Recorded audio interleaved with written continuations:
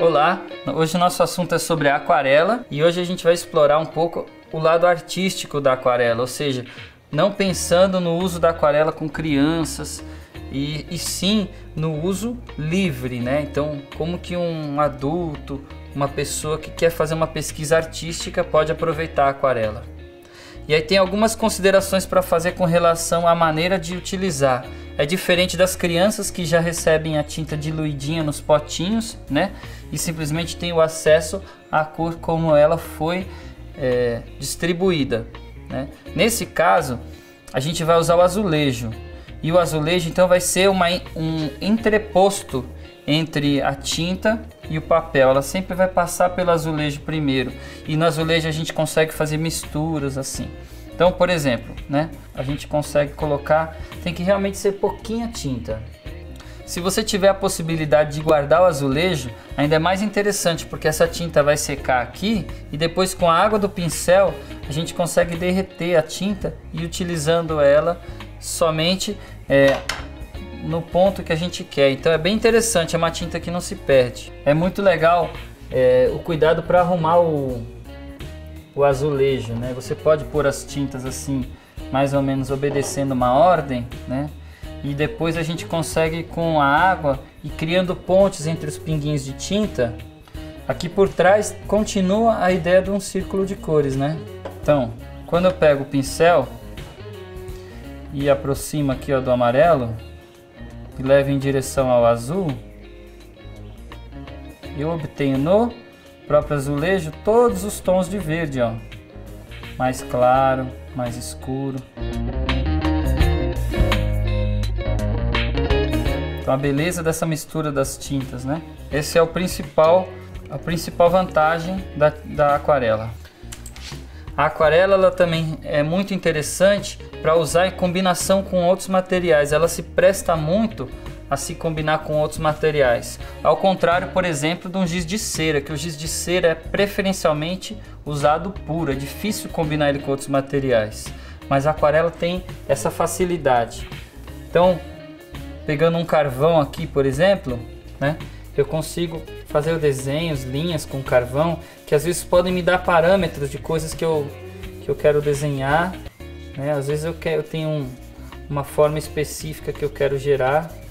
Só um exemplo assim, né?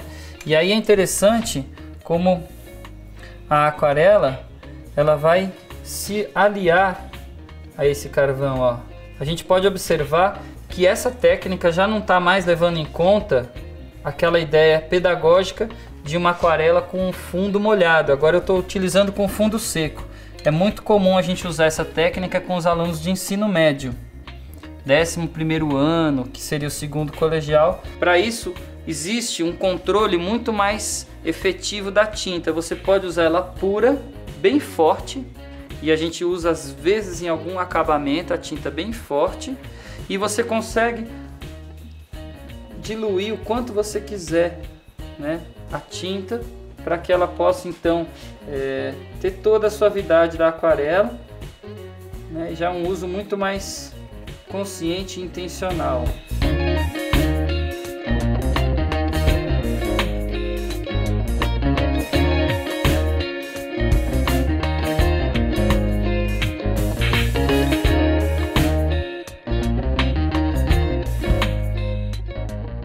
E assim, olha, eu construo a ponte entre todas as cores. E eu não tenho mais apenas 6 tons de tinta, eu tenho infinitas possibilidades de mistura de cores, fora ainda as cores quebradas que eu consigo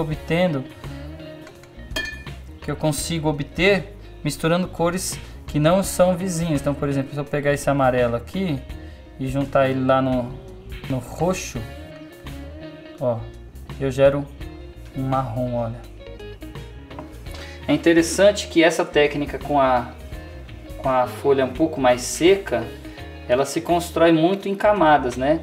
Sendo que é muito importante que a camada de cima não tampe totalmente a camada anterior, né? Mas que elas possam, uma vai discordando levemente da outra e comentando aquilo que a outra camada criou, né?